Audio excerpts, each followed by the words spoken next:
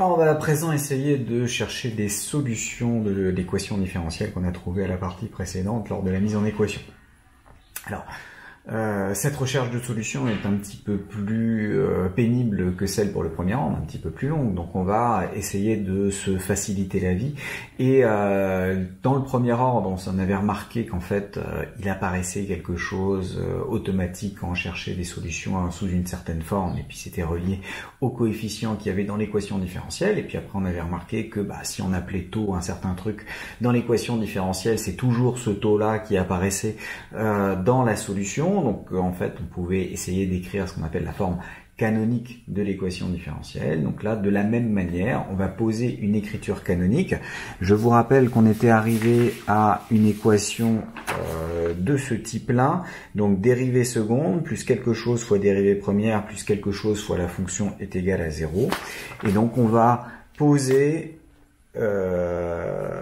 une écriture canonique de notre équation différentielle en disant je prends la dérivée seconde de la fonction, alors je vais raisonner sur une tension U de manière générale, plus un terme devant la dérivée, ce terme-là on va l'appeler oméga 0 sur Q, plus un terme devant la fonction toute seule, et ce terme-là, on va l'appeler oméga 0 carré. Alors pourquoi ces noms-là? Parce que ça va apparaître naturellement dans la suite des calculs. Alors c'est pas la seule manière d'écrire cette équation canonique, mais c'est celle qu'on utilisera parce que on va essayer de s'orienter à avoir et regarder un maximum de choses avec le facteur Q qu'on va appeler facteur de qualité.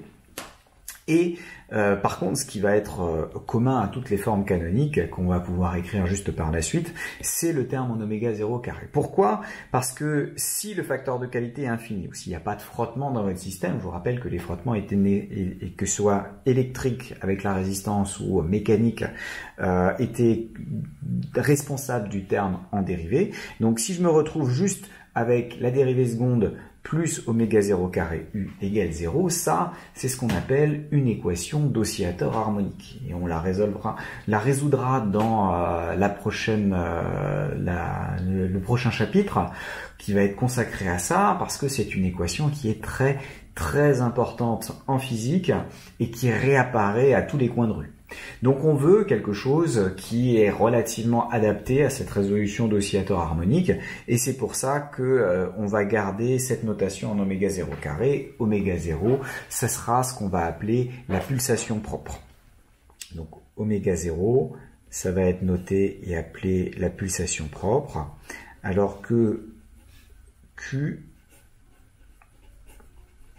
et Q, ça va être le facteur de qualité. Ça va être sans dimension. Et on va voir que la forme des solutions ne va dépendre que de la valeur de ce facteur de qualité. Dans la petite modélisation mécanique, la petite simulation, la personne qui a fait la simulation avait non pas mis oméga 0 sur Q ici, mais 2 lambda, et en fait on pouvait facilement comparer lambda et oméga 0. Si lambda était plus grand, on avait un régime apériodique. S'il était moins grand qu'oméga 0, on avait un régime pseudo-périodique. Là, les valeurs de Q ne sont pas comparables à oméga 0, parce que oméga 0, c'est homogène à l'inverse d'un temps. C'est du t-1. Comment est-ce que je le vois? Là, j'ai une dérivée seconde de U, donc j'ai une tension divisée par un temps au carré. Là, j'ai une tension, donc ça doit être une division par un temps au carré. Donc, oméga 0, c'est un temps moins 1. Une pulsation, ça va s'exprimer en radians par seconde. Ça va être le nombre de radians parcourus par seconde dans notre système, si on se met en unité du système international. Mais en tout cas, c'est un temps moins 1. Du coup, le terme qui est ici, il est en temps moins 1 fois une tension divisée par un temps. Donc là, j'ai déjà une tension divisée par un temps au carré, ce qui me donne un facteur de qualité qui va être sans dimension. Et ça sera important, et ce qui va nous permettre de discuter des valeurs de facteurs de qualité dans l'absolu, c'est-à-dire indépendamment de toute comparaison avec quelque chose de dimensionné à côté. Donc ça, c'est l'écriture canonique. L'avantage, c'est que si on résout ça, les deux équations qu'on a ici eh bien, je suis capable, à partir des coefficients qui sont là, de retrouver l'expression de oméga 0 et de Q qu'il faut, de sorte que j'ai cette équation-là. Et donc, moi, je vais me focaliser là-dessus. Et donc, dans un exercice de physique, il va y avoir deux parties. Trouver l'équation différentielle, résoudre cette équation différentielle, mais lors de la résolution, on va travailler uniquement avec du oméga 0 et du Q, et donc il suffira d'assigner à chaque coefficient physique qui a une signification le lien avec le oméga 0 et le Q qu'on aura dans notre système. On pourra essayer de chercher pour avoir les coefficients sur un certain nombre d'exemples. Alors, des autres formes canoniques, c'est-à-dire d'autres formes qui peuvent être utiles parce que dans certains cas c'est plus sympathique au niveau de l'écriture de certaines formes de solutions. Donc autres formes canoniques que vous pouvez rencontrer au hasard des exercices. Vous en avez une qui fait intervenir un coefficient m qui est appelé facteur d'amortissement. Donc ça va être dérivée seconde de u plus 2m oméga 0 du sur dt plus oméga 0 carré u égale 0. Donc ce facteur d'amortissement est directement relié au facteur de qualité, il est sans dimension et que je trouve le même oméga 0. Et puis on a 2m qui du coup est égal à 1 sur q, donc il y a des liens entre les différentes formes. Ça c'est la forme que vous allez souvent rencontrer notamment en SI pour ceux qui poursuivront leurs études là-dedans. Ensuite, vous avez une forme avec un lambda, une forme que j'aime beaucoup parce que l'écriture des solutions va être simplifiée. On va avoir du exponentiel moins lambda t, ce qui va être relativement sympa à obtenir, mais le lambda est dimensionné. Vous voyez qu'il n'y a plus de oméga 0 pour prendre la dimension. Et là, les solutions, il va falloir comparer la valeur de lambda et de oméga 0. Selon que l'un est plus grand que l'autre, on aura l'un ou l'autre des types de solutions. Et puis, dernière écriture, pour ceux qui veulent continuer à écrire du exponentiel moins t sur tau, vous avez une écriture en 2 sur tau, puisque la solution va faire apparaître du exponentiel moins lambda t. Bah, si lambda ça vaut 1 sur tau, ça me donne bien du exponentiel moins t sur tau. Et donc le tau, le temps caractéristique de disparition de ce régime transitoire, qui va être donné par ces exponentiels, va être directement une quantité que l'on peut lire sur l'équation en regardant cet endroit-là. Il y a un petit facteur 2, vous voyez que ce petit facteur 2 qui a été rajouté partout, eh bien ici comme je ne l'ai pas mis de manière à ce que ce soit relativement simple au niveau de la forme canonique, bah, je l'aurai plus tard, c'est-à-dire que j'aurai un facteur 1,5 qui va se balader dans mes solutions, il ne faudra pas l'oublier. Bon. C'est un choix, soit on joue en se disant je sais déjà ce que je vais obtenir, donc je mets tout de suite le facteur 2 de sorte que ça se simplifie plus tard, ce qui fait un peu d'élite initiée, puis généralement il y a une levée de bouclier de tous les élèves, mais pourquoi est-ce que vous mettez un 2 ici? C'est parce que je sais que ça va se simplifier, donc c'est plus intelligent de mettre le 2 aussi. Ou alors on part avec cette forme-là, et on se dit que on verra bien ce que ça va donner. Alors, ce terme en oméga 0 sur Q, vous voyez que c'est pas totalement naturel, mais c'est dû au fait que quand on va parler de la qualité d'un oscillateur, le facteur de qualité, plus il est grand, meilleur sera notre oscillateur, et meilleur est l'oscillateur, moins il y aura de termes de frottement, et donc plus on va tendre vers l'oscillateur harmonique qui correspond à la nullité de ce terme-là, ce qui est plus naturel, donc de dire lui un meilleur oscillateur, donc je lui donne une meilleure note, un meilleur facteur de qualité. Donc pour les autres formes canoniques, on va juste donner les noms des différents coefficients. Le M, c'est ce qu'on appelle coefficient d'amortissement, parfois coefficient d'amortissement adimensionné. Plus il est grand, plus il y a d'amortissement. Donc il est adimensionné. Celui-là, le lambda qui est là, on l'appelle aussi coefficient d'amortissement, sauf que celui-ci, il est dimensionné. Donc, quand on parle des deux, quand on n'en parle que d'un seul, on voit tout de suite s'il y a une dimension ou pas, donc on sait duquel on parle. Mais si on parle de l'un et de l'autre, il va falloir se mettre d'accord et dire lequel est dimensionné. Et puis, taux, ça va être le temps caractéristique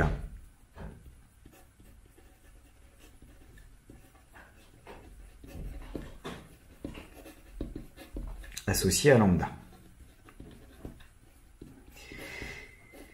Et vous voyez que ces quatre équations ont quand même un point commun fort. Il y a toujours un facteur 1 déjà devant les dérivés. Bon, ça c'est les mathématiciens qui nous l'imposent. Mais surtout, on a pris le même oméga 0 carré ici. C'est-à-dire que c'est la même pulsation propre pour tous les autres. La seule chose qui change, c'est les valeurs qui sont devant. Et vous voyez qu'il y a un lien. Vous avez que 2m, c'est égal à Q, à 1 sur Q, pardon. Justement, si je le mets dans ce sens-là, c'est bien 1 sur Q. Donc 2m, c'est 1 sur Q, ce qui est en facteur de oméga 0 du sur dt à chaque fois. Et vous voyez que 2 lambda, c'est oméga 0 sur Q. Donc Q, c'est oméga 0 sur 2 lambda, par exemple aussi. Et puis tau, c'est l'inverse de lambda. Donc il y a un lien fort entre le lambda et le tau.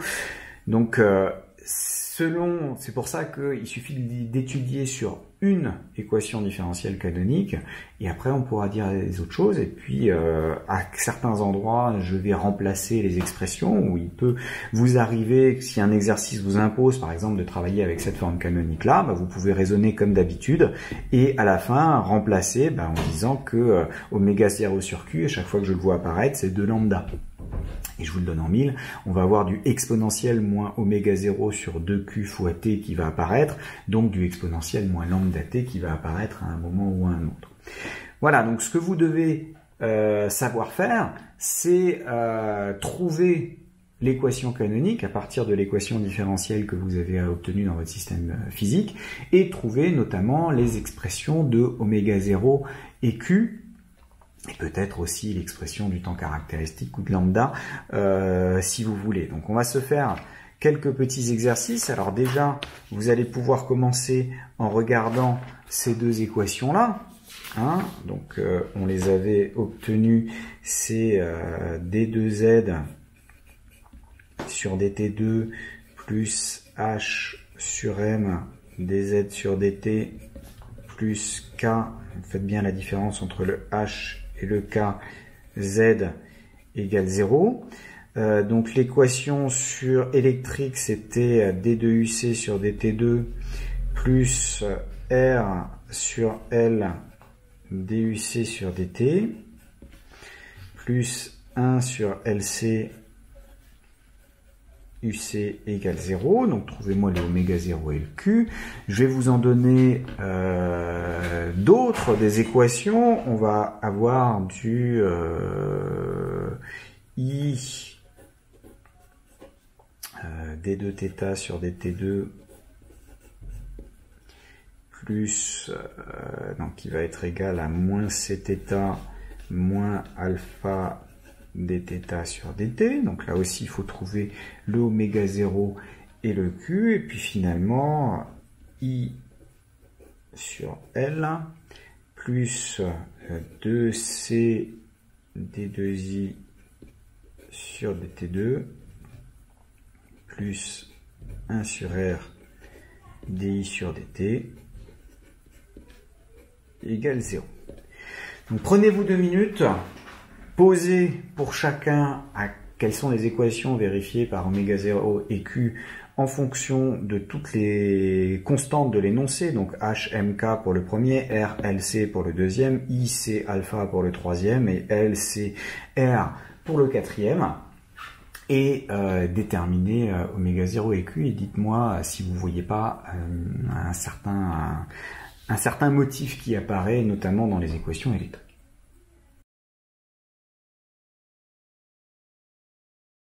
C'est bon? Alors, on va commencer le premier, et puis on va comparer à notre écriture canonique.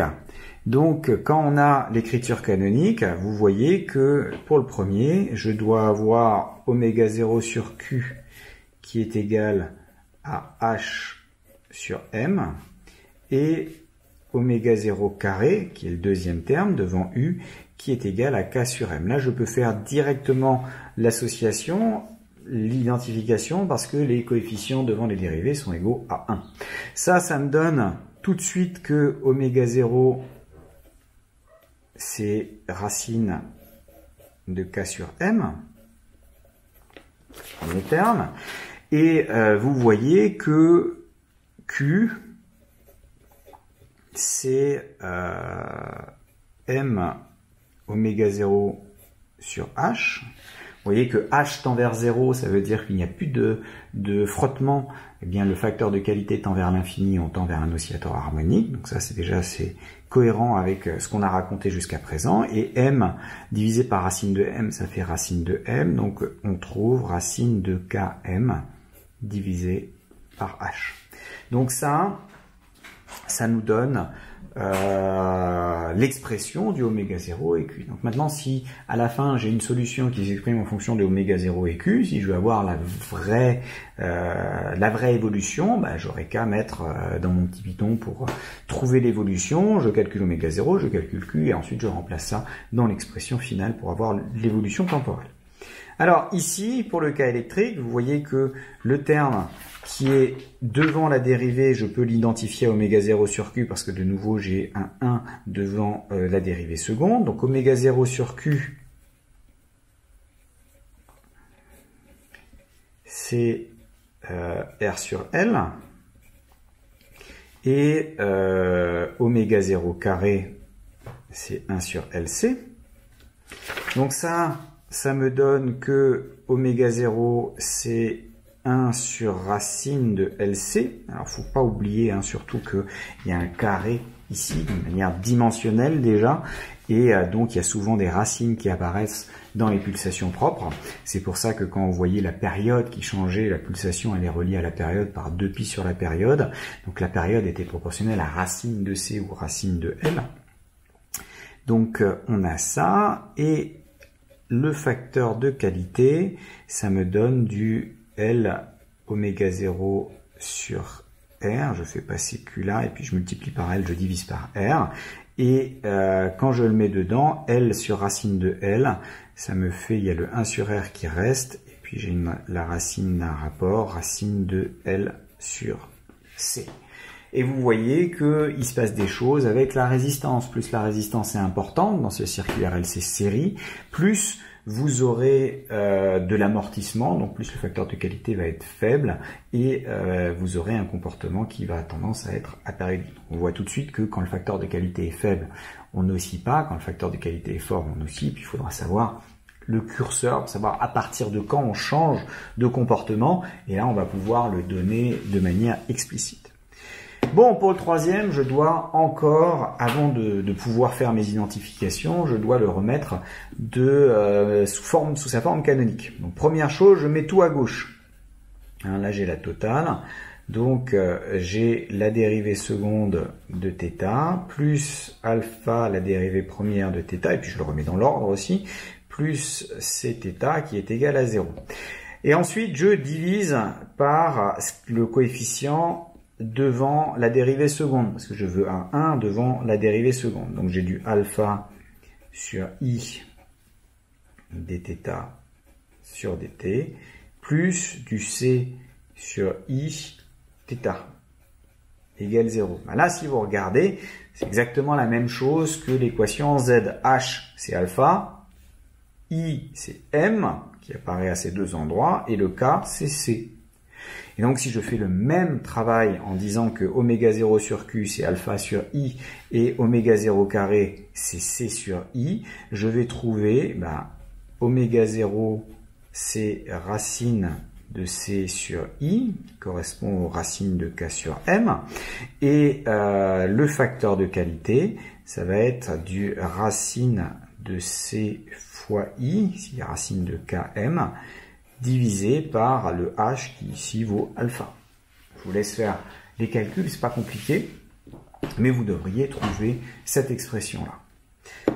Alors le dernier, celui-ci, de nouveau, il faut que je le mette sous forme canonique. Pour le mettre sous forme canonique, j'ai besoin d'une dérivée seconde de I.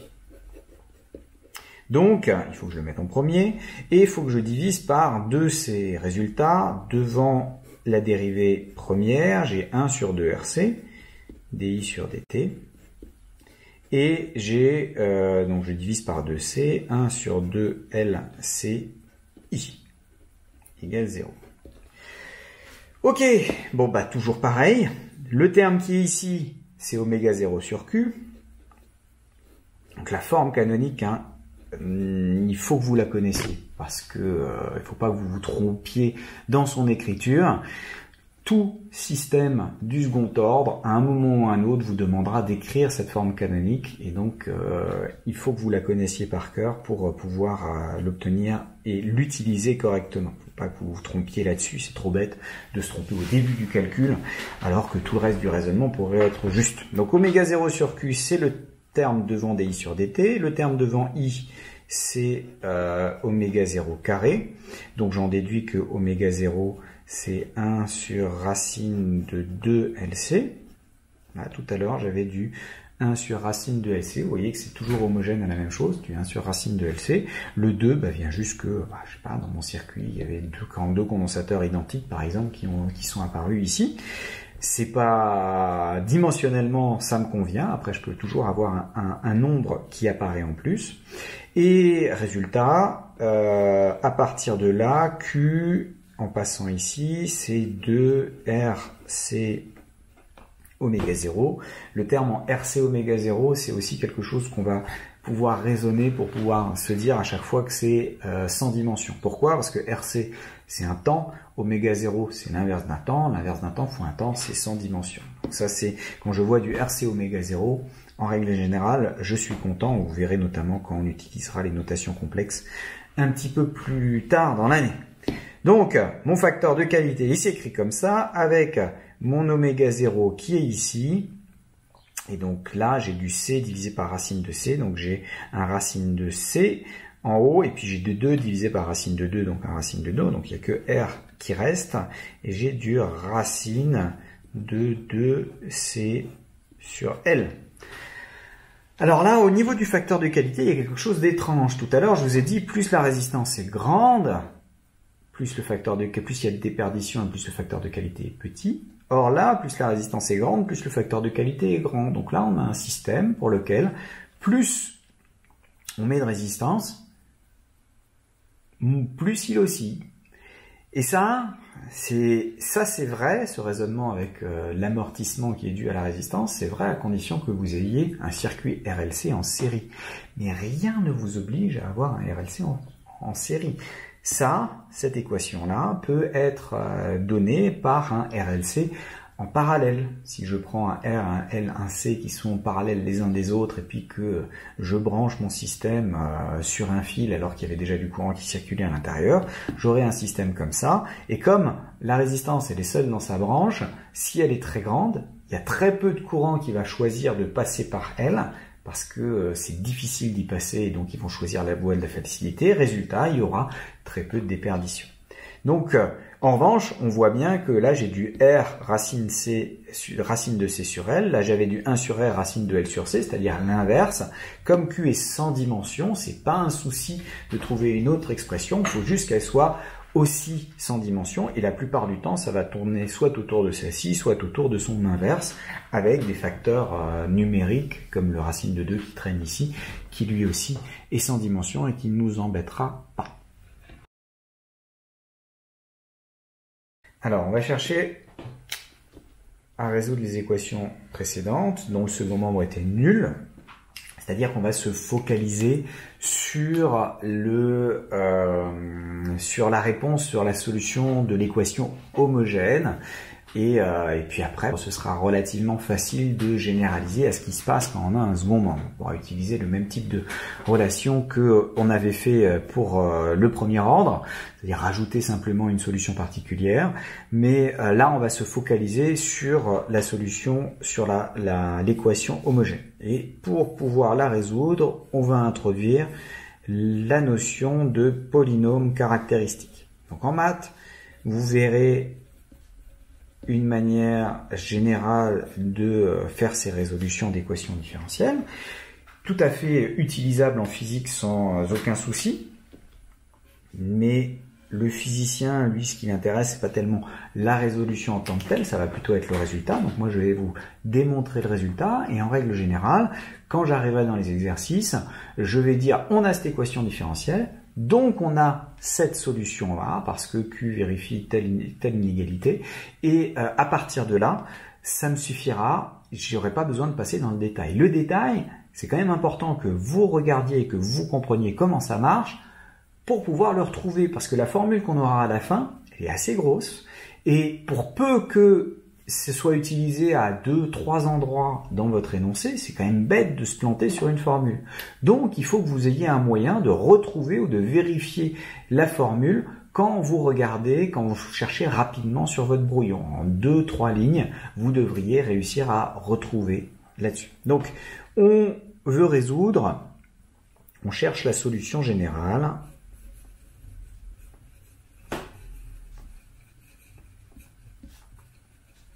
de l'équation homogène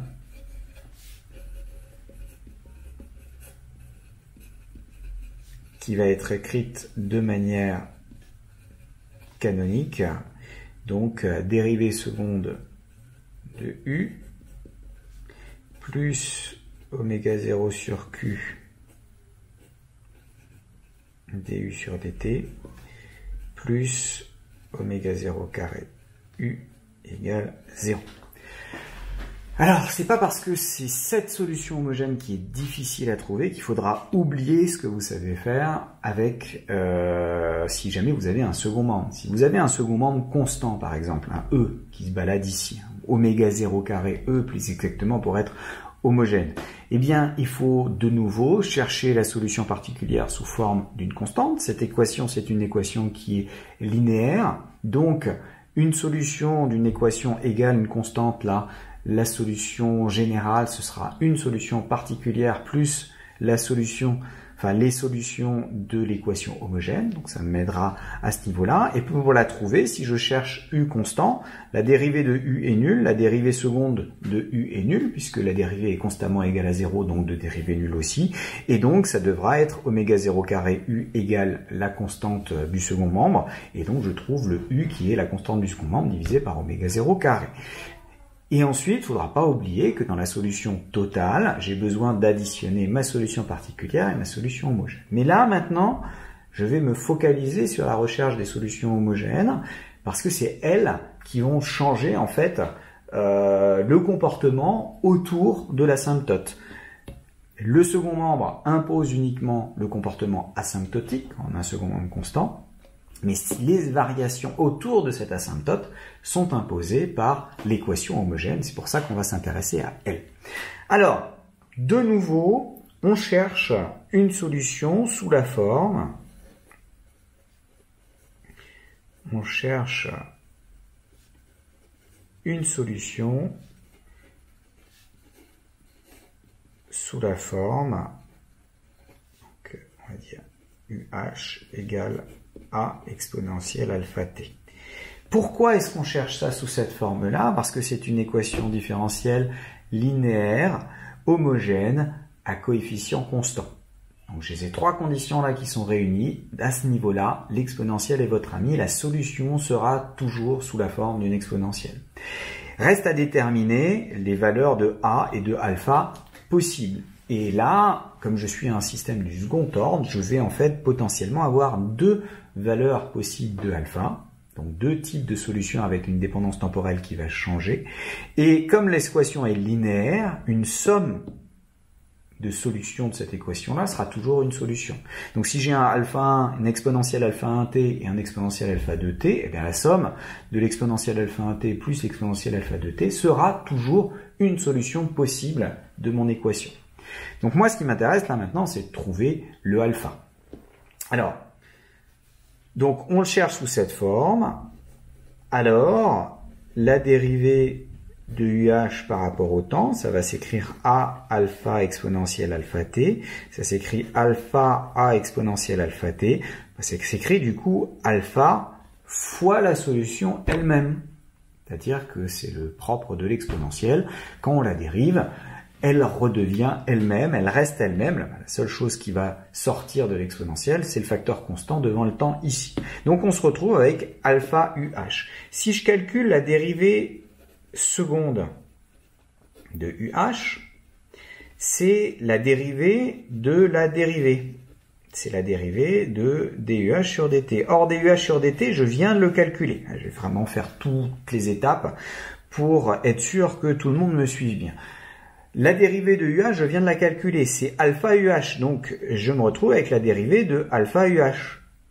Or, la dérivée de alpha UH, c'est alpha fois la dérivée de UH, puisque alpha, c'est une constante. Je peux la sortir de la dérivée. Et la dérivée de UH, c'est alpha UH. Donc, je me retrouve avec du alpha carré UH. J'ai dérivé deux fois. Il y a deux alphas qui sont descendus. J'ai alpha fois alpha qui apparaît devant. On remplace dans l'équation différentielle. Donc, si je prends mon équation différentielle et que je remplace, la dérivée seconde, c'est alpha carré UH plus oméga 0 sur Q fois la dérivée première. La dérivée première, c'est alpha UH plus oméga 0 carré UH, le tout qui doit être égal à 0. Et là, ce qui est intéressant, c'est que je peux mettre mon UH de t, fonction inconnue, mais prise sous cette forme-là, en facteur. Et si je le mets en facteur, j'ai alpha carré plus oméga 0 sur Q alpha plus oméga 0 carré, facteur de UH qui doit être égal à 0. Quand j'ai un produit qui est égal à 0, quel que soit t, l'équation différentielle elle est valable à tout instant, ça veut dire que l'un des deux termes est forcément nul. Là j'ai un terme qui est constant et là j'ai un terme qui peut changer au cours du temps. Si lui est nul, si ma fonction est nulle, ça marche, il suffit que je prenne grand A égale 0 et je l'ai pris. Donc ça coûte pas cher de me dire maintenant je prends un grand A non nul. Si grand A est non nul, je sais qu'une exponentielle, ça ne s'annule jamais. Résultat, ce terme-là ne s'annule jamais. Donc ça impose forcément que alpha carré plus oméga 0 carré sur Q alpha plus oméga 0 carré égale 0. Et ça, c'est le polynôme caractéristique dont on parlait ici, qui correspond à votre équation différentielle. En maths, vous allez ériger ça en principe, vous allez le démontrer une fois, et puis après, quand vous avez une équation différentielle à coefficient constant, vous allez juste prendre les différents coefficients et puis mettre un alpha carré pour la dérivée seconde, alpha pour la dérivée première, rien pour un 1 pour la fonction elle-même, et trouver le polynôme caractéristique. Et ce polynôme caractéristique les solutions de ce polynôme caractéristique sont celles qui me donnent les valeurs de alpha possibles. Donc là-dedans, je vais avoir certaines valeurs de alpha. Si une valeur de alpha est plausible, elle doit être racine de ce polynôme. Et donc après, on peut raisonner sur les racines du polynôme correspondant. Si je regarde le discriminant de cette équation, puisque là, c'est simplement un polynôme du second degré, le discriminant, delta, c'est b carré moins 4ac. Le b, c'est oméga 0 sur q. Donc j'ai oméga 0 sur q au carré. Moins 4 fois a, ça vaut 1, c, ça vaut oméga 0 carré. Donc vous voyez que ça peut se factoriser un tout petit peu. Je vais factoriser par 4 oméga 0 carré, c'est un choix un peu particulier, mais je veux un moins 1 qui apparaisse ici, et donc devant, j'ai le 1 sur q au carré, et puis le 4 que j'ai dû mettre en facteur, donc 1 sur 4 q carré. Et selon le signe du discriminant, je vais avoir plusieurs cas possibles dans mes régimes, et c'est ça qui va déterminer le fait que j'ai un régime apériodique ou un régime pseudo-périodique. Donc on va commencer par le régime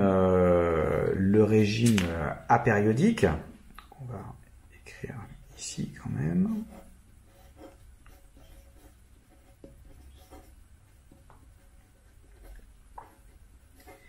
Donc le régime apériodique.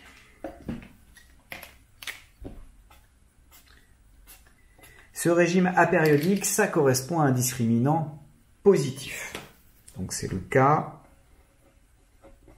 où le discriminant delta est positif. Delta positif, ça veut dire que la parenthèse qui est ici est positive puisque oméga 0 carré, comme oméga 0, ma pulsation, ça doit être un réel. Oméga 0 carré, c'est même un réel positif. Oméga 0 carré, ce sera positif aussi. Donc c'est équivalent à dire que 1 sur 4 Q carré est strictement supérieur à 1, ce qui est équivalent à dire que Q doit être... Donc, Q doit être inférieur, Q carré doit être inférieur à 1 quart, en douceur, et donc c'est équivalent à dire que Q tout seul doit être inférieur à 1,5. Donc, ça rejoint ce que je disais tout à l'heure, quand le facteur de qualité est suffisamment petit, et là on voit petit par rapport à quoi? Contrairement à d'habitude, c'est pas petit par rapport à 1, mais c'est petit par rapport à 1,5. Et là, je vous le donne en 1000, c'est l'origine du 2 qu'ils ont introduit avec le 2 lambda ou le 2m oméga 0, histoire de comparer à 1 plutôt qu'à 1,5. Donc, on n'a pas voulu mettre de 2 ici, soit, on se le retrouve à un moment ou à un autre par la suite. Donc, le régime apériodique, quand le facteur de qualité est inférieur à 1,5, à ce moment-là, vous aurez 2 racines réelles de votre système. Donc on a 2 solutions réelles qui sont relativement faciles à obtenir. Pour ça, j'ai besoin de mon équation. Alors, j'ai alpha 1 qui va être du moins b sur 2a, donc du moins oméga 0 sur 2q, puisque a il vaut 1, donc moins b sur 2a, plus ou moins racine du discriminant divisé par 2a, donc on va mettre plus, racine de ça, quand je fais la racine du discriminant, j'ai racine de 4 qui fait 2, et donc ça va se simplifier avec le 2 qui est en dessous, c'est pour ça que j'ai mis ça en facteur. Racine de oméga 0 carré, ça me fait oméga 0, et donc j'ai du plus oméga 0, racine de 1 sur 4q carré moins 1, et je vous rappelle que j'ai bien le droit de prendre la racine parce que ce truc-là, il est positif. Donc, tout va bien. Donc ça, c'est ma première solution. Et la deuxième, c'est facile, c'est la même avec un moins devant la racine. Donc, moins oméga 0 sur 2q moins oméga 0 racine de 1 sur 4q carré moins 1.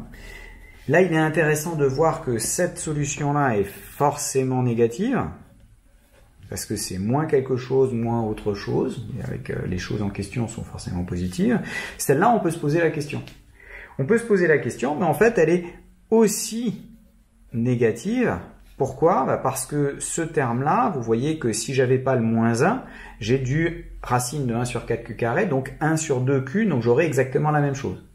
Ce qui veut dire que quand j'ai pas ce moins 1 là, j'arrive tout juste à 0, mais comme j'ai ce moins 1, ce truc-là, il est inférieur strictement à 1 sur 2q, et donc je rajoute quelque chose qui est plus petit que en valeur absolue oméga 0 sur 2q, ce qui veut dire que je n'atteindrai pas le 0. Donc on a 2 solutions réelles négatives, et vous allez avoir que la solution générale peut s'exprimer soit en a exponentielle moins alpha 1t, soit en a exponentielle alpha 2t, soit comme somme des deux.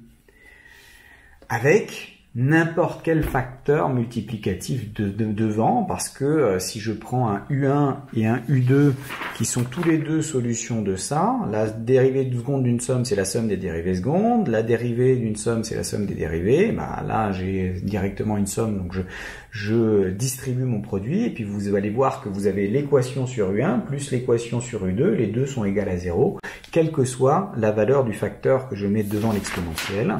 Donc la solution générale, parce que j'ai une équation qui est une équation linéaire, elle va s'écrire a exponentielle alpha 1t plus b exponentielle alpha 2t, avec alpha 1 et alpha 2, les deux valeurs qui sont ici, et a et b, deux réels quelconques.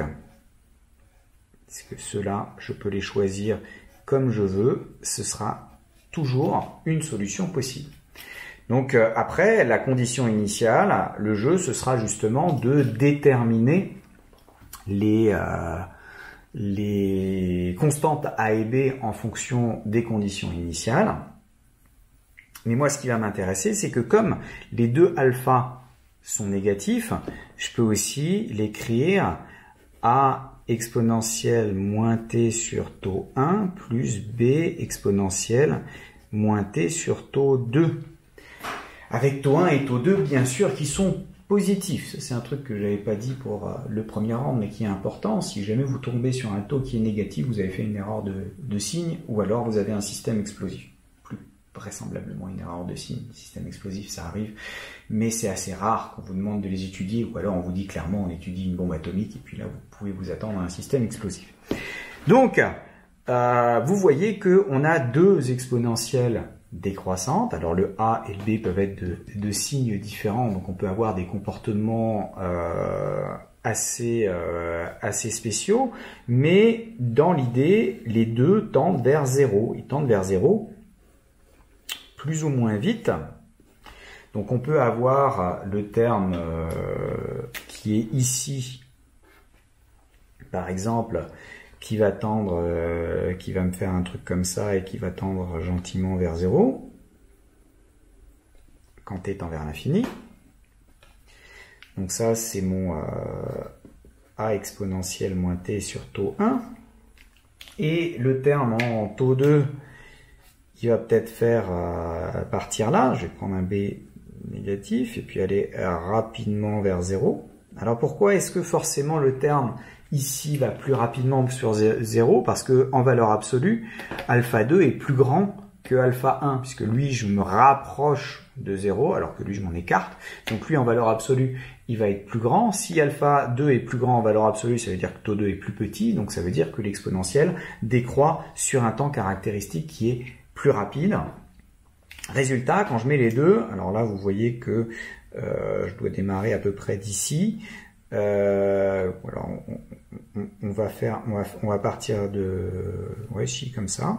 Donc à peu près là, vous voyez que le vert décroît très rapidement. Donc très rapidement, le rouge va se rapprocher du bleu avant de suivre la décroissance du bleu et rester juste en dessous, mais systématiquement très très proche et de plus en plus proche de la courbe en bleu. Vous voyez que quoi qu'il arrive, ma solution totale, qui est ma solution rouge, là, donc là j'ai mon b exponentielle moins t sur taux 2, avec un b qui est négatif.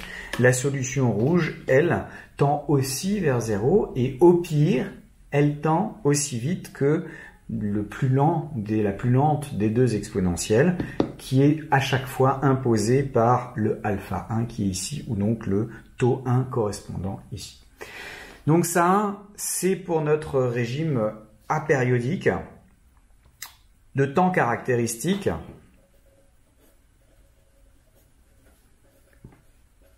de ce régime apériodique qui est imposé par taux 1, le plus grand des deux.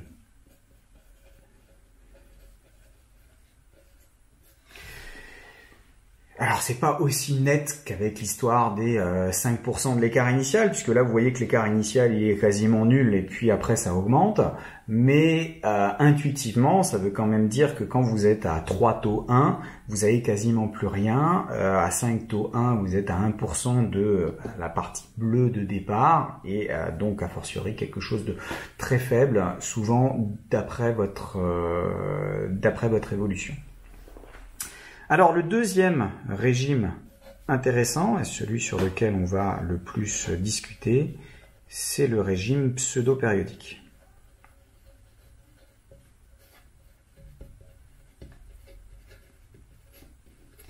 Ce régime pseudo-périodique va faire intervenir l'autre cas quand le discriminant il est négatif. Donc c'est le cas où delta est négatif, ce qui est équivalent à dire que 1 sur 4q carré moins 1 est négatif, ce qui est équivalent, par le même procédé qu'avant, à dire que le facteur de qualité est supérieur à 1,5. Donc cette caractérisation doit être connue. En gros, pour pouvoir déterminer si vous avez un régime oscillant ou un régime apériodique, il suffit de prendre les valeurs que vous aviez pour H, K, M et compagnie, calculer le facteur de qualité, et s'il est supérieur à 1,5, vous avez un régime oscillant, s'il est inférieur à 1,5, vous aurez un régime apériodique. Donc ça, c'est vraiment le point important pour le déterminer. À ce moment-là, on va avoir deux solutions, on a deux solutions complexes conjuguées, puisque on a une équation, un trinôme à coefficient réel. Donc les deux solutions sont complexes et conjuguées. On va avoir un alpha 1 qui va s'écrire moins b sur 2a, donc moins oméga 0 sur 2q, plus i, avec le i mathématique, fois oméga. Alors ici je vais utiliser i, mais non, je ne vais pas utiliser i, je vais tout de suite utiliser la notation du physicien. La notation du physicien, c'est utiliser J. Pourquoi? Parce que en électricité, en fait, on a des courants, et vous allez en avoir forcément dans les équations, dans les exercices, le fait qu'on recherche un courant. Et donc, si vous avez un I qui se balade dans une exponentielle et un I qui correspond à votre courant, vous saurez plus forcément lequel est lequel. Alors votre cerveau est compartimenté, donc quand vous utilisez un i à un endroit, vous savez à quoi il correspond, mais si vous lisez un petit peu vite, vous risquez de remplacer le i dans l'exponentielle par l'expression du i que vous aviez en CDUC sur DT, et là ça va être le bordel. Donc on va utiliser J, où le J c'est le complexe tel que JJ soit égal à moins 1, J carré soit égal à moins 1, et donc ça a toutes les caractéristiques du I des mathématiciens, c'est juste pas la même lettre pour éviter de confondre avec le courant qui était déjà pris avant qu'on introduise les complexes. Bon, bref, on a une première solution, et la deuxième, qui est son complexe conjugué, avec le même moins b sur 2a, mais cette fois-ci moins j racine de moins le discriminant, et justement le oméga, ça va faire apparaître la racine de moins le discriminant, de nouveau en notant cette histoire de 4 qui s'est transformé en 2 après passage à la racine et qui se simplifie avec le 1 sur 2a, d'où l'intérêt de le mettre en facteur. Et cette fois-ci vous avez, alors, je vais d'abord mettre le oméga 0, il est quand même en facteur, parce qu'il faut que ce soit homogène. Oméga 0, racine de 1 moins 1 sur 4q carré.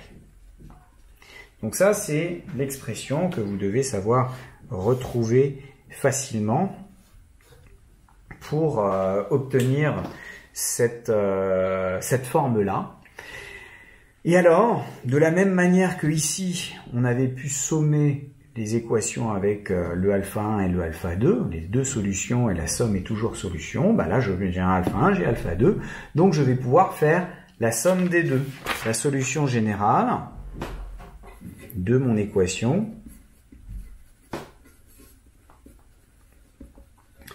va pouvoir s'écrire, donc UH de t, c'est A exponentielle moins oméga 0 sur 2Q plus J oméga T plus B exponentielle moins oméga 0 sur 2Q moins J oméga T. Bon, alors je vais utiliser pas mal de caractéristiques des fonctions exponentielles. Première caractéristique, exponentielle de A plus B, c'est exponentielle A fois exponentielle B. Donc je me retrouve avec du A exponentielle moins oméga 0 sur 2Q T. Il ne faut pas l'oublier ce T là, parce que souvent on se concentre dans la formule sur le oméga 0 sur 2Q. Ben, si vous oubliez le temps, on a tout perdu, puisque ce qu'on nous cherche c'est l'évolution temporelle, fois exponentielle de J oméga T.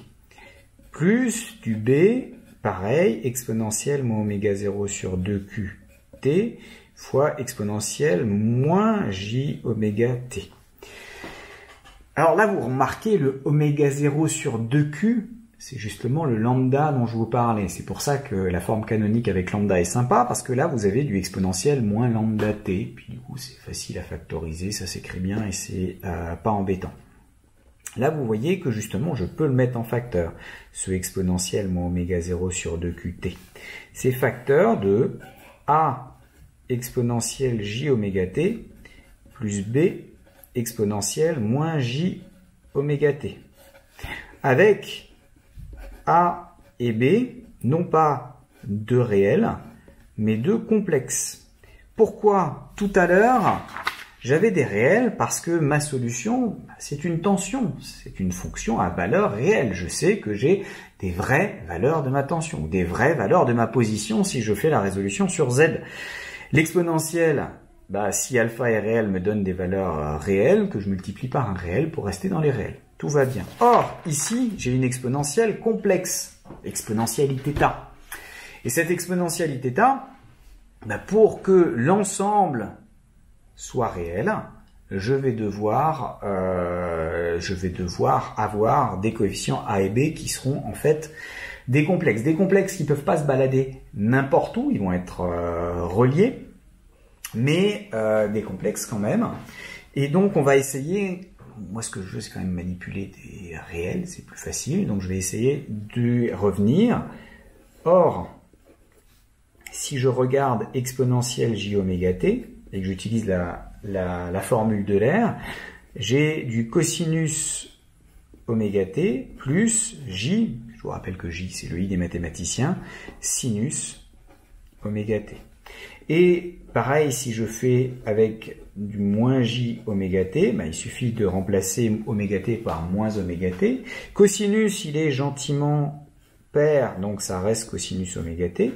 Et sinus, il est impair, donc il y a le moins qui sort du sinus. Hop, sinus oméga t.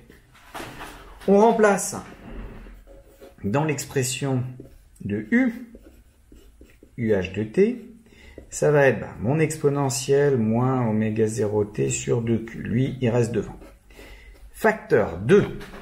Alors, j'ai un terme en cosinus qui vient de là, j'ai un autre terme, le même en cosinus qui vient de là. Donc j'ai du a plus b, facteur de cosinus oméga t. Et j'ai un terme en j sinus oméga t qui vient avec le a. J'ai un terme en moins j sinus oméga t qui va être avec le b. Donc j'ai du a moins b facteur de j sinus grand oméga t. Maintenant, j'ai une fonction à valeur réelle, une fonction à valeur réelle. Et puis des trucs, il suffit que ça appartienne à R, et ça appartienne à R aussi. Donc A plus B soit réel, et que A moins B soit imaginaire pur. C'est pour ça que le A et le B ne peuvent pas être choisis n'importe comment. Et pour que, au final, j'ai bien un truc qui soit réel. Et donc, on va l'appeler A' et B'. Parce que finalement, moi, je m'en fiche d'avoir des exponentielles, de rester sur mon A et mon B de départ. Tout ce que je veux, comme cette valeur-là peut être n'importe quel réel et celle-là n'importe quel autre réel, tout ce que je veux, c'est de trouver les valeurs de A' et de B' qui correspondront à mon problème initial. Donc, finalement, ma solution pour mon régime apériodique, mon régime pseudo-périodique, c'est du exponentiel moins oméga 0t sur 2q, facteur de a' cosinus oméga t plus b' sinus oméga t,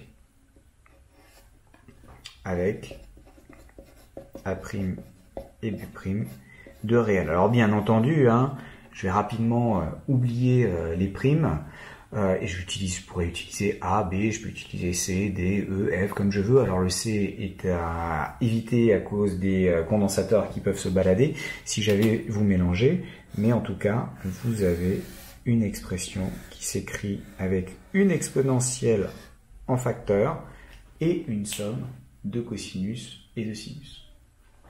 Alors remarque,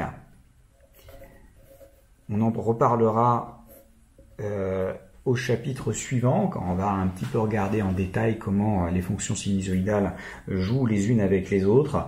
Mais ce truc-là peut aussi s'écrire sous la forme d'une unique fonction sinusoïdale. On peut aussi écrire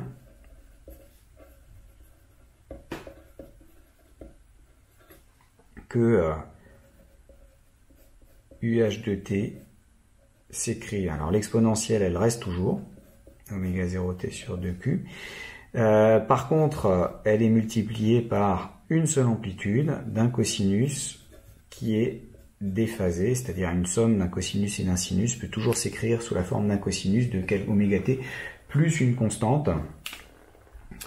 Et cette forme-là me permet de l'interpréter très facilement. Pourquoi ? Parce que quand je regarde l'évolution temporelle, au cours du temps, le cosinus, il varie entre moins 1 et 1. Donc de temps en temps, j'ai A seconde exponentielle moins oméga 0t sur 2q. De temps en temps, j'ai moins A seconde exponentielle oméga 0t sur 2q. C'est-à-dire que je peux tracer deux exponentielles décroissantes qui sont symétriques l'une de l'autre de chaque côté. Donc là, j'ai plus A seconde exponentielle moins oméga 0t sur 2q, en supposant bien sûr que A seconde y soit positif, moins A seconde exponentielle moins oméga 0t sur 2q. Si ce n'est pas le cas, il suffit de changer les deux, c'est pas un problème.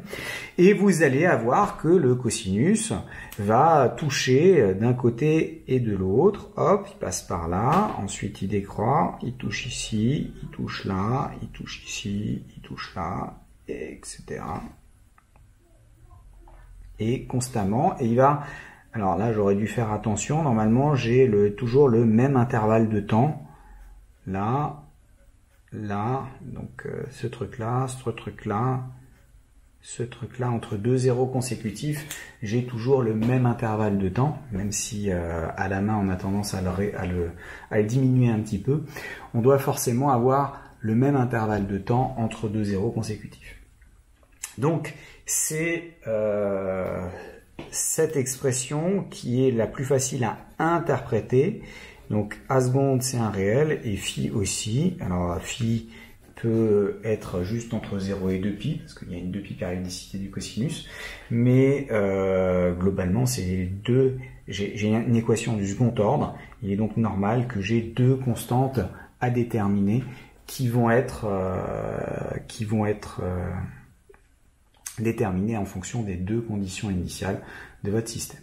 Alors il y a un certain nombre de choses que vous devez savoir sur le régime pseudo-périodique. En particulier, il y en a deux qui sont importantes. Comment est-ce que vous pouvez mesurer la pseudo-période et à quoi est-ce qu'elle est reliée comme paramètre dans votre circuit? Et ensuite, quel est le lien entre le facteur de qualité et le nombre d'oscillations visibles? Alors on va essayer de définir ce qu'on appelle nombre d'oscillations. Alors déjà, pourquoi est-ce qu'on appelle ça un régime pseudo-périodique? Parce qu'il n'est pas réellement périodique. Une fonction périodique, c'est une fonction qui revient périodiquement à la même valeur. Or, ici, quand je suis à un maximum, la fois d'après, je suis toujours à peu près à un maximum, alors pas exactement, mais surtout, je n'ai pas la même valeur, je n'ai pas la même amplitude. En revanche, il y a quelque chose qui revient périodiquement, et vraiment périodiquement, c'est le passage par les zéros. Et vous allez pouvoir ici mesurer la période entre deux passages de zéros dans le même sens. Il faut quand même que ce soit en sens montant ou en sens descendant à chaque fois. Et puis bon, si vous regardez entre deux passages successifs, c'est une demi-période, c'est facile. Donc vous avez une période, un truc qui se répète, c'est les passages par zéro, mais ça n'est pas réellement périodique. Ces passages par zéro sont imposés par des annulations du cosinus. Et le cosinus, c'est à chaque fois que le oméga t augmente de 2pi. Et donc vous avez que la pseudo-période grand T, ça va être relié à oméga. Vous avez grand T qui va être égal à 2pi sur oméga, de sorte que à chaque fois que petit t avance de cette grandeur-là, vous avez augmenté de oméga fois 2pi sur oméga, c'est-à-dire de 2pi la valeur à l'intérieur de votre cosinus, et vous êtes revenu au même point. Et donc à chaque fois, pour chaque annulation qui est imposée par l'argument du cosinus qui vaut pi sur 2 modulo 2pi, dans le sens, alors c'est en sens descendant, ou moins pi sur 2 modulo 2pi en sens montant, vous pouvez mesurer cette période, et avec l'expression qui était donné tout à l'heure et qu'il va falloir retenir à force de l'utiliser, vous avez du 2pi sur oméga 0 fois 1 divisé par racine de 1 moins 1 sur 4q carré. Donc ça, c'est l'expression de la pseudo-période, et vous voyez que la mesure de la pseudo-période va vous permettre de faire un lien de mesurer, d'avoir au moins une première relation entre oméga 0 et Q. Remarque, si le facteur de qualité est suffisamment grand, disons Q strictement supérieur à 5. Si Q est strictement supérieur à 5, Q carré, ça vaut 25. 4 fois Q carré, ça vaut 100. Donc j'ai 1 moins 1 centième. Donc j'ai du 0,99. Racine de 0,99, ça fait du 0,995. 1 sur 0,995, ça fait du 1,005. Enfin bref, vous voyez que ce par quoi je multiplie, c'est très proche de 1. Et donc j'ai la période qui est très proche de 2pi sur oméga 0. Donc T, c'est presque 2pi sur oméga 0. Et ça, c'est ce qu'on va appeler T0, la période propre. Parce que c'est la période qu'auraient les oscillations s'il n'y avait pas d'amortissement dans votre système. Donc, quand le facteur de qualité est assez grand, vous avez une période qui s'approche de la période propre, et donc c'est une mesure directe de oméga 0 possible. C'est possible de mesurer directement oméga 0. Alors, direct entre guillemets, parce que c'est approximatif, mais de toute façon, votre détermination de la période est approximative aussi. Donc, l'incertitude sur la période, si elle est supérieure à l'incertitude qu'il y a entre, pour dire que la période est égale, la pseudo-période est égale à la période propre, c'est comme vous êtes dans vos barres d'incertitude, donc c'est dans les barres d'erreur, il n'y a pas de problème. Donc ça, c'est votre détermination. Attention, la distance entre deux maxima consécutifs,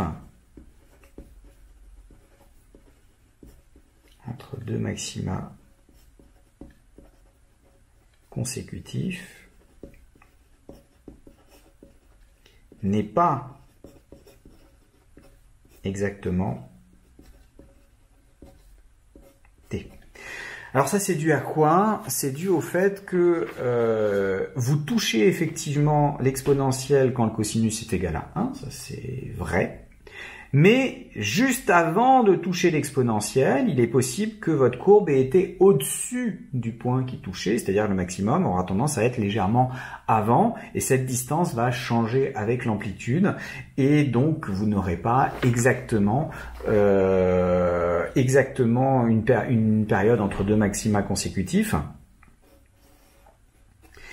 Mais ça peut permettre, parce que c'est souvent plus facile de regarder où se trouvent les maxima plutôt que de regarder où sont les zéros. Ceci dit, la détermination d'un zéro est toujours plus précise parce que c'est un endroit où il y a un rapide changement de valeur et donc c'est plus facile de déterminer exactement l'endroit où il y a un changement de signe plutôt que l'endroit où on atteint un maximum où il y a tout un tas de valeurs qui sont voisines les unes des autres quand il y a un petit peu de bruit.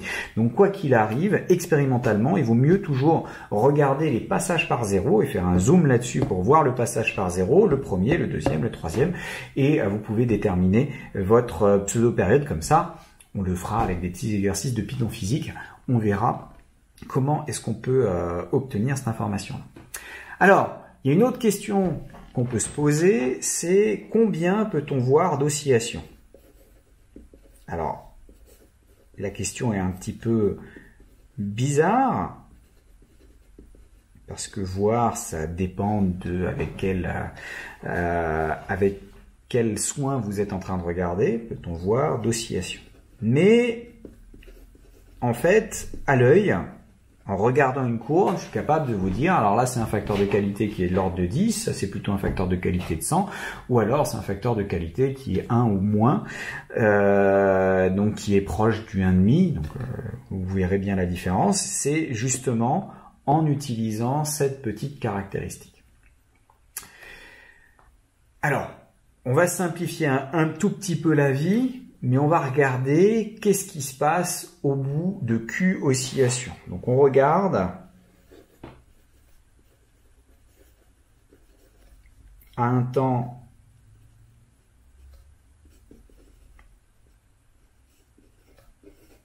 QT après le premier maximum. En d'autres termes, je vais redéfinir t égale 0 pour être la position de mon premier maximum.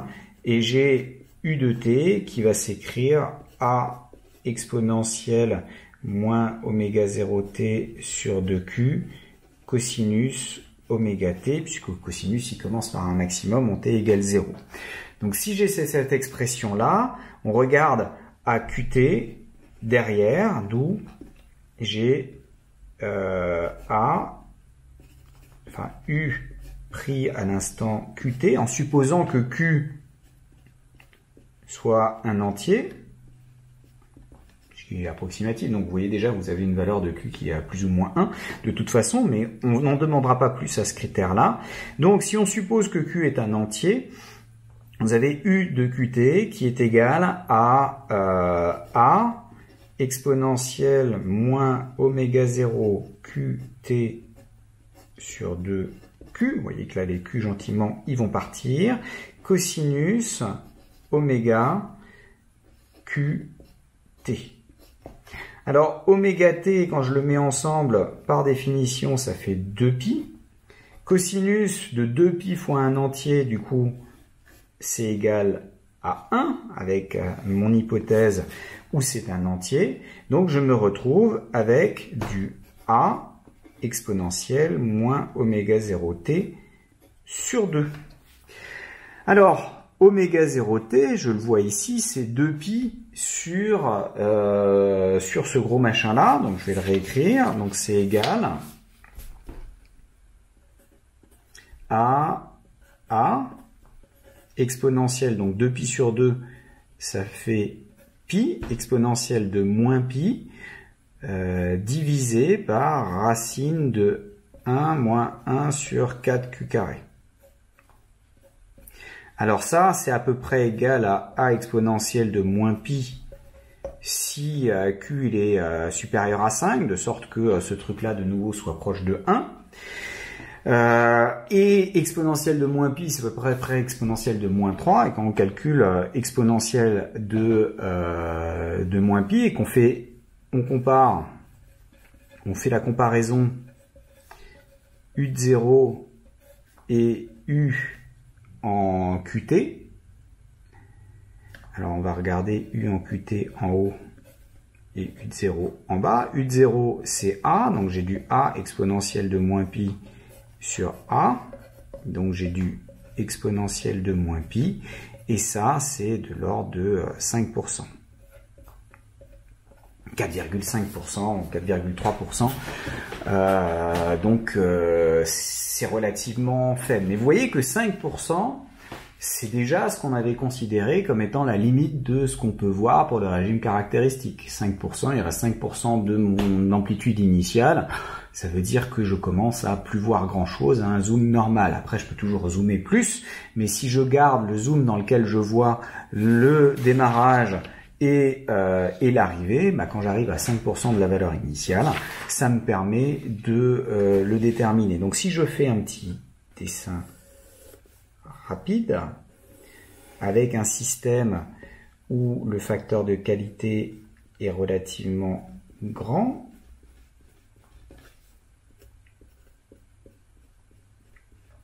comme ça.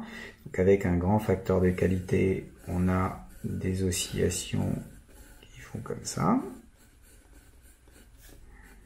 avec des passages par zéro réguliers. Hop! Donc j'ai quelque chose comme ça. Je regarde avec mon A là, je regarde à 5% de A, à peu près, et je regarde le nombre d'oscillations, et là je compte 1, 2, 3, 4, 5, 6, 7, 8, 9, allez, environ 10.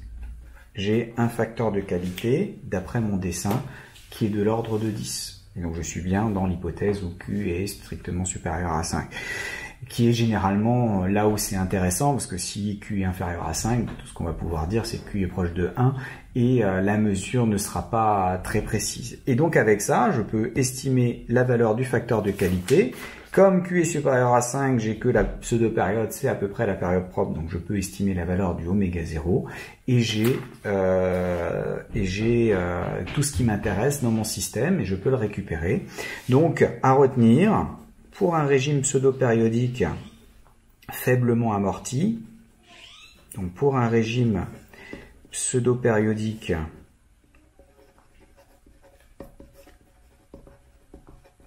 faiblement amorti, donc avec un facteur de qualité suffisamment grand, donc Q supérieur à 5,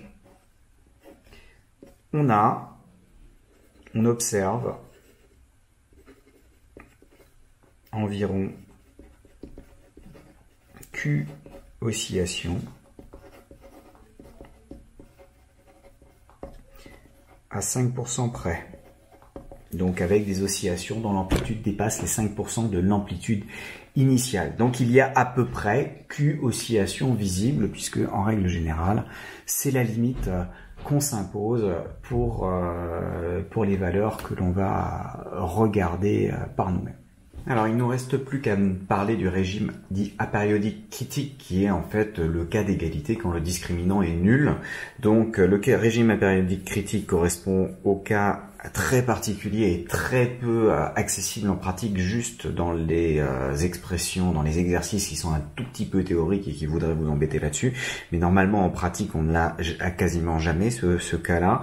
Donc quand le discriminant est nul, ce qui est équivalent à dire que le facteur de qualité est strictement égal à 1,5, vous avez un régime particulier, et là je vous passe la démonstration parce que ça n'a pas d'intérêt. On a dans ce cas-là une racine double.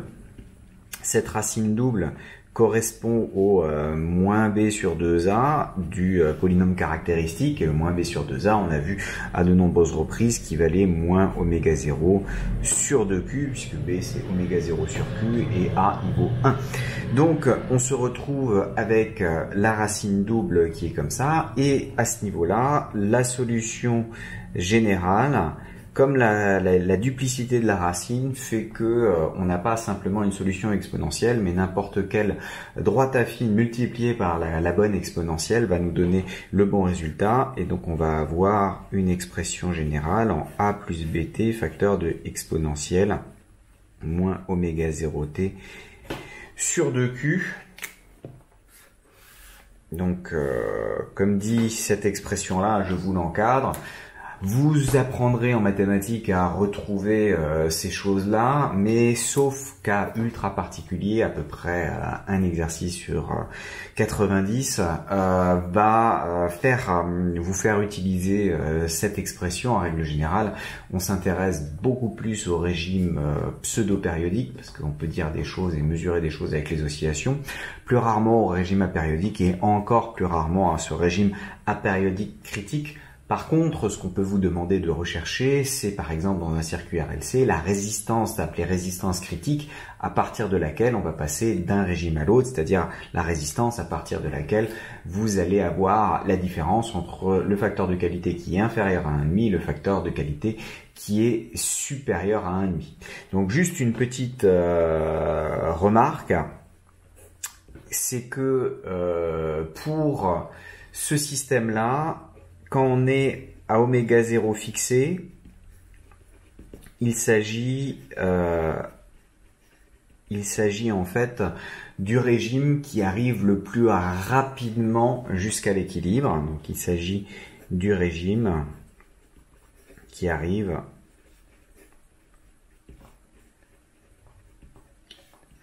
le plus rapidement à moins de 5%. Et tout le temps, il reste à moins de 5% de l'asymptote. Bien sûr, quand vous avez un régime pseudo-périodique, on dépasse l'asymptote, et le but est non pas seulement de dépasser l'asymptote, mais de rester dans son voisinage à moins de 5% près de l'écart initial. Donc avec un système pseudo-périodique, vous allez atteindre rapidement l'asymptote, mais la dépasser, alors que celui-ci, vous allez rester au plus près le plus rapidement possible. C'est à peu près tout ce qui est intéressant de retenir sur ce système-là. Alors, on va encore dire quelques mots sur le temps caractéristique du régime transitoire, on en a déjà parlé. Et on va définir en fonction du régime, donc selon qu'on est apériodique, pseudo-périodique ou critique, quel est le temps correspondant. Donc pour un régime apériodique, on en a déjà discuté, et on va redonner les résultats, ça permet de se souvenir un petit peu de ce qu'on a raconté un petit peu plus haut. Donc pour le régime apériodique,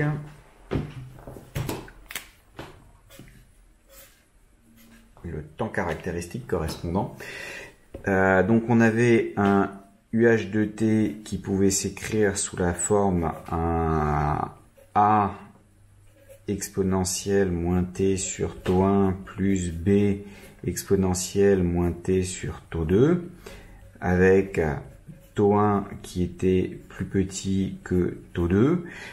C'est rapidement, donc s'il y a une grosse différence entre les deux, c'est-à-dire si on n'est pas trop proche du régime critique, ça va rapidement être en A exponentielle moins t sur taux 1, et donc on a un temps caractéristique, et sauf si on l'a lancé de sorte que en fait A soit totalement négligeable devant B, ça peut arriver aussi, mais c'est un cas ultra particulier. La plupart du temps, votre régime transitoire, donc le transitoire, aura disparu, comme pour un système du premier ordre, au bout de 3 à 5 taux 1, ça dépend si on veut être précis à 5% près ou à 1% près, donc de 3 à 5 taux 1, avec taux 1 qui a une expression relativement compliquée, c'est pas la peine de la retenir. Donc si vraiment vous en avez besoin, si vraiment à ce moment-là vous pouvez essayer de retrouver en résolvant le trinôme, il vaut mieux se souvenir comment est-ce que ça fonctionne, et pour pouvoir rapidement répondre à la question plutôt que de retenir ça, ce qui vous embêterait et qui vous prendrait pas mal de place mémoire. Donc j'ai du oméga 0 sur 2q moins oméga 0 racine de 1 sur 4q carré moins 1. Donc on aura un transitoire qui est déterminé par le temps caractéristique de ces deux exponentiels qui est le plus petit des deux, qui est le plus grand, pardon, le plus grand, c'est pas les taux 1, c'est les valeurs absolues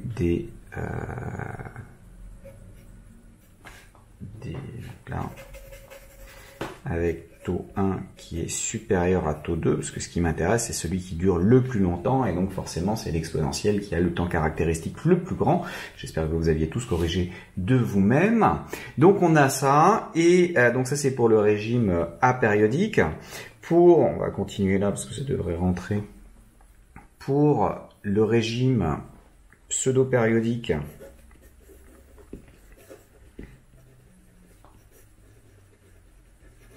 vous vous souvenez que on a montré, en ayant un petit peu de calcul à faire, mais on l'a quand même montré que vous aviez une solution qui pouvait se mettre sous la forme en A exponentielle moins T, alors je vais le noter, moins oméga 0 T sur 2Q fois cosinus d'un certain oméga t plus phi, donc avec A et phi qui sont deux réels quelconques, et puis oméga qui a l'expression un peu plus compliquée qu'on voyait. Voilà, vous voyez que ce qui va déterminer la durée du transitoire, c'est ça, et mon premier réflexe a été d'écrire exponentielle moins t sur taux, et donc le transitoire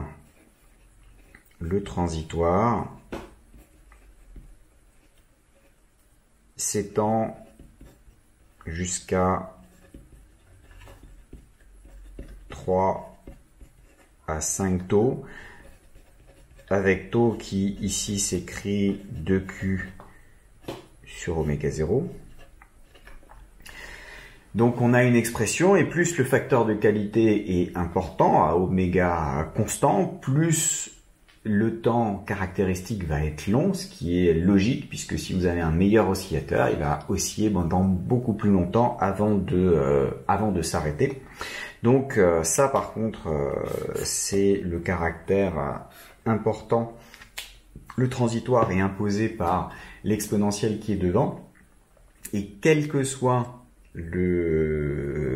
la valeur du facteur de qualité, l'expression de ce temps caractéristique est toujours la même. Il dépend du facteur de qualité, bien sûr, mais son expression ne change pas, alors que là, vous avez une expression un petit peu plus compliquée qui dépend de ce bout qu'on a en plus.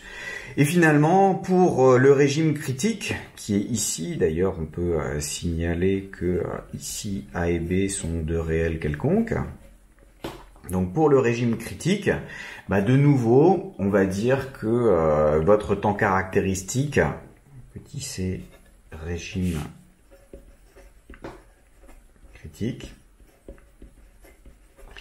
comme vous avez globalement cette exponentielle, alors il y a la croissance ici avec le bt qui intervient un petit peu, mais globalement c'est quand même l'exponentielle qui est très rapidement prédominante sur l'évolution de votre système, et donc vous allez avoir une disparition qui va être induite par cette exponentielle. Et donc là ça va être pareil que pour le pseudo-périodique, on a aussi taux qui vaut 2Q sur oméga 0. Mais comme dit, ce régime-là doit arriver beaucoup moins souvent, et donc on va avoir potentiellement plus de mal à le visualiser si vraiment on a un régime critique. Sinon, c'est vraisemblablement que les données de l'énoncé ont été choisies juste pour que ça tombe là-dessus, et que du coup, vous n'avez pas trop de bol. Mais il y a pas mal de choses qui se ressemblent, notamment la durée du régime transitoire par rapport au régime pseudo-périodique. Alors une fois qu'on a ça, on peut essayer de déterminer oméga 0 et Q, et pour ça, on va essayer de regarder, de faire des mesures directement sur des valeurs expérimentales. Alors on va tenter de faire des mesures de oméga 0 et Q sur ce relevé expérimental, et donc là vous voyez que j'ai mon système qui partait de moins 1,3, moins 1,4 volts, et puis fait des oscillations et avant de se stabiliser à 1,8 volts, quelque chose comme ça. Et la question qu'on se pose, c'est comment déterminer le facteur de qualité, la pulsation propre. Alors déjà, vous voyez qu'on est en régime pseudo-périodique, puisqu'on a des oscillations, ce qui veut dire que forcément, vous avez un facteur de qualité qui est supérieur à 1,5. On peut même dire, en première approximation, vous voyez que on peut voir des oscillations à peu près jusqu'ici. Donc j'ai 1, 2, 3, 4, 5, 6, 7, 8, 9, 10, 11, 12, 13, 14, 15, 16, 17, 18, 19, 20, 21, 22, 23, 24, 25 oscillations. Donc j'ai un facteur de qualité qui doit être quelque part entre 20 et 30. Et on va essayer de voir si on peut faire une détermination un petit peu précise. Bon, comment est-ce qu'on fait? Alors déjà, la première chose à faire, c'est de se dessiner l'asymptote, puisque l'asymptote, c'est elle qui va déterminer où est-ce que mon système va arriver. Donc ça, j'ai mon comportement asymptotique. Et je peux aussi prendre mon point de départ, et donc je dessine la valeur de départ correspondante. Ensuite, j'aimerais bien pouvoir estimer la pulsation propre ou le temps caractéristique de mon système. Alors, comment est-ce que je fais? Pour obtenir la pulsation propre, on va faire des mesures en jaune, en noir. Donc, pour obtenir la pulsation propre, j'ai besoin de compter et d'avoir une estimation de la pseudo-pulsation.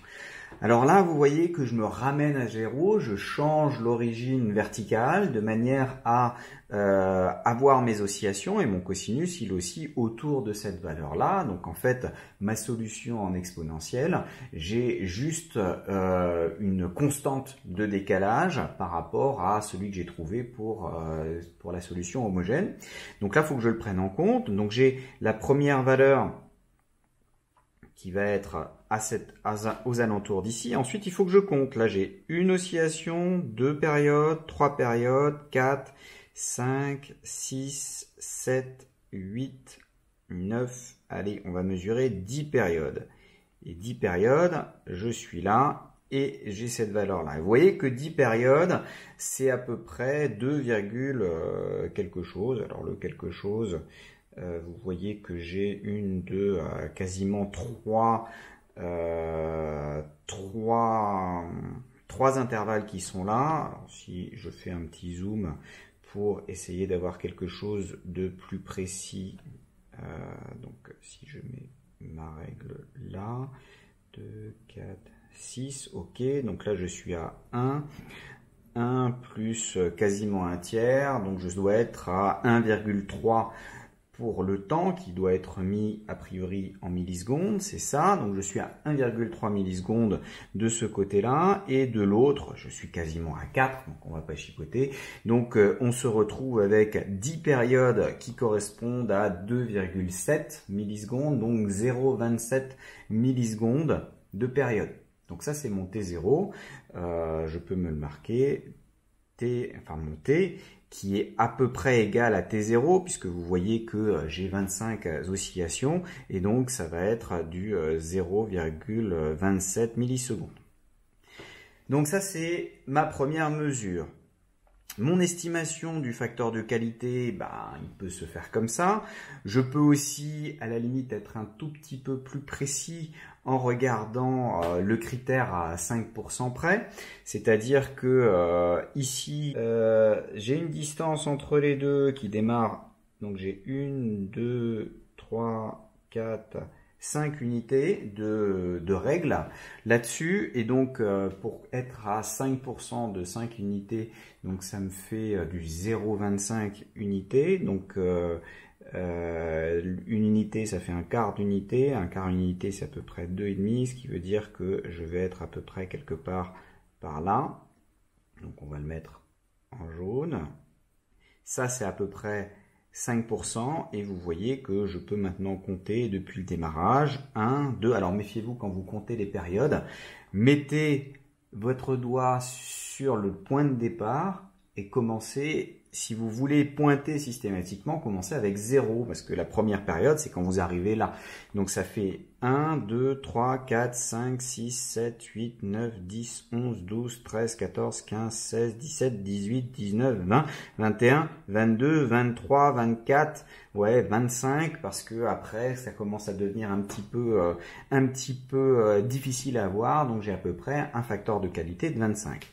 Donc on va dire Q avec ma valeur, ça va être à peu près 25. On peut peut-être essayer d'être plus précis. Alors pour être plus précis, je peux avoir, comme j'ai T0 ici, parce que 25 c'est quand même très grand devant 5, donc T c'est vraiment très proche de T0, il n'y a pas de souci. Je peux peut-être essayer d'obtenir une estimation de taux du temps caractéristique. Et bien, le temps caractéristique, je peux l'obtenir par méthode de la tangente. Alors, je peux l'obtenir par méthode des 5%, mais ça va revenir globalement à cette expression-là. Je peux l'obtenir par la méthode de la tangente. Comment est-ce que je prends ma méthode de la tangente? Ben, la méthode de la tangente, il faudrait que j'ai une exponentielle moins t sur taux pour pouvoir l'obtenir. Et cette exponentielle moins t sur taux, je la vois là. Je la vois ici et je la vois là. Donc, je peux essayer de dessiner à la main à peu près mon graphique. Si je veux avoir une approximation de ma tangente, je peux toujours me dire que c'est ce qui relie les deux premiers minimums, là par exemple. Donc quand je trace ma tangente, j'arrive ici. Et donc le temps qu'il y a entre le moment où je suis là et le point de départ, donc ce temps-là, jusqu'à ici, légèrement derrière, ça correspond à mon temps taux. J'ai nouveau à peu près 3 unités là-dedans, et donc si je me place à cet endroit-là, je me retrouve avec 2 unités, donc j'ai un taux qui vaut les 2 tiers de 2 millisecondes, ça fait 4 tiers de millisecondes, ça fait à peu près 1,3 millisecondes. Donc j'ai taux qui devrait être à peu près de 1,3 millisecondes.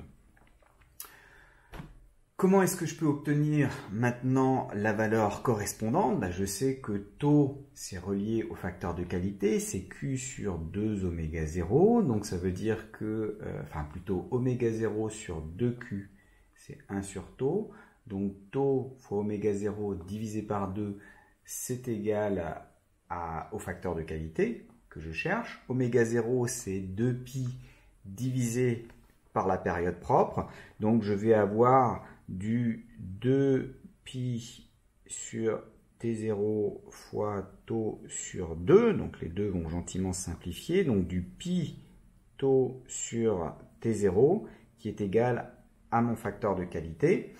Alors j'ai 1,3 sur 0,27, ça fait à peu près un facteur 4. 0,3 fois 4, ça fait 1,2, bon, peut-être un facteur 5. J'ai du coup 5 fois pi, qui est à peu près 3, ça me fait un peu plus, ça me fait 15. Donc ça me ferait un Q qui va plutôt être de l'ordre de 18. Voilà, là vous voyez les limites de la détermination par les 5%, parce que déjà j'ai fait mes 5% à la louche. Si j'avais fait mes 5% légèrement plus bas, par exemple quelque part par ici, vous voyez que ça fait une grosse différence en termes de nombre d'oscillations. Donc là, il faut absolument le faire, si vous voulez le faire correctement, le faire en mesurant correctement et pas comme ce que j'ai fait ça à la louche, parce qu'avec le matériel que j'ai, c'est quand même pas super. Donc en le faisant correctement, vous obtiendrez peut-être une meilleure estimation de votre facteur de qualité, mais l'ordre de grandeur, de l'ordre de la vingtaine, c'était quand même retrouvé par ce petit calcul. Donc, c'est plutôt pas mal. Ok, alors maintenant qu'on a fait ces choses-là, on peut s'intéresser à la dernière petite remarque qui est l'intérêt des autres formes canoniques. Donc, on doit en être au petit 4. Intérêt des autres formes canoniques. Alors, juste aussi, pourquoi est-ce que je me suis amusé à calculer, à mesurer oméga 0 et Q? Si vous aviez un circuit RLC, par exemple, si vous connaissez le condensateur, à partir de là, vous pouvez en déterminer l'inductance L et la résistance R dans votre circuit, l'inductance à partir du oméga 0 qui ne dépend que de L et de C, donc connaissant C vous avez L, et une fois que vous avez L et C, comme Q dépend de R, L et C, c'est facile de retrouver R. Donc ça nous permet d'y remonter. À chaque fois, ce qui est intéressant, c'est qu'on a exprimé nos solutions uniquement en fonction de ces termes canoniques, cette pulsation propre et ce facteur de qualité, de sorte que je me fiche pas mal du système sous-jacent, j'ai juste besoin de lier ça avec l'équation différentielle une fois que je l'ai trouvée. Alors, intérêt des autres formes canoniques, on va remettre un peu de lumière. L'intérêt des autres formes canoniques, c'est d'essayer d'avoir des expressions qui sont légèrement plus simples dans certains cas. Donc, si on a ce qu'on a obtenu comme solution, donc là je le rappelle, avec la forme canonique qu'on a utilisée, oméga 0 sur Q du sur dt plus oméga 0 carré U, ça nous donnait égal 0, toujours. Ça nous donnait comme solution un U de t qui s'écrivait pour le régime, on va se mettre, parce que l'intérêt est principalement dans les régimes pseudo-périodiques, donc c'était du A exponentielle moins oméga 0 t sur 2Q, il ne faut pas l'oublier ce t là, cosinus oméga t plus phi, avec oméga qui avait une tête pas forcément super sympathique, avec oméga 0, c'est quand même proportionnel à oméga 0, et puis il y avait du 1 sur 4 Q carré. Bon, donc ça c'est pour la forme canonique qu'on a utilisée. Si on avait utilisé, au contraire, la forme canonique qui fasse intervenir du 2 lambda, vous voyez que oméga 0 sur Q, maintenant, ça vaut 2 lambda. Et justement, 2 lambda, enfin oméga 0 sur Q, c'est ce qui apparaissait là. Donc, je peux écrire ma solution sous la forme d'un A exponentielle moins lambda t cosinus oméga t plus phi. Là, l'avantage, vous voyez que votre exponentielle, elle est beaucoup plus concise à écrire et parfois dans les calculs, ça peut être sympathique plutôt que de se trimballer le oméga 0 sur 2q. Et le grand oméga, c'est pareil. Là, vous voyez que j'avais mis oméga 0 en facteur pour faire apparaître le facteur de qualité qui était là, mais si je le mets à l'intérieur, donc l'oméga 0 qui rentre dans la racine, je vais avoir du oméga 0 carré moins oméga 0 carré sur 4q carré. Or, oméga 0 carré sur 4q carré, c'est oméga 0 sur 2q, le tout au carré. Et ce oméga 0 sur 2q, c'est justement le lambda.